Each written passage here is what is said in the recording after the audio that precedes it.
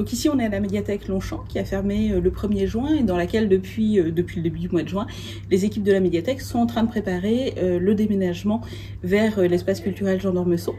Donc pour nous, c'est l'aboutissement d'un long processus qui a commencé il y a quelques années.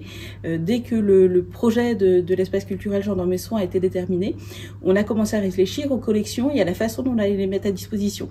Donc on a par exemple beaucoup retravaillé les collections jeunesse parce qu'il y a une très très forte demande sur les albums, les bandes dessinées jeunesse, les romans jeunesse, avec beaucoup de familles qui viennent utiliser les fonds documentaires.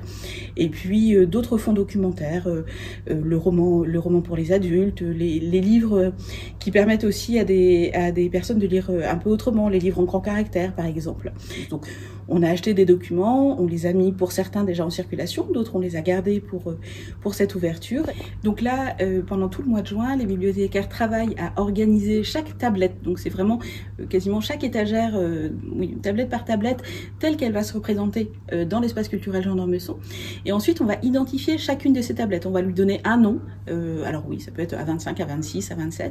Et on va donner le même nom aux tablettes, au mobilier qui va être situé dans l'espace culturel Jean d'Ormesson pour que lorsque l'équipe de déménageurs arrive, eux, quelque part, ils prennent la tablette, les livres qui sont sur une telle ou telle tablette et ils la situent sur la tablette suivante.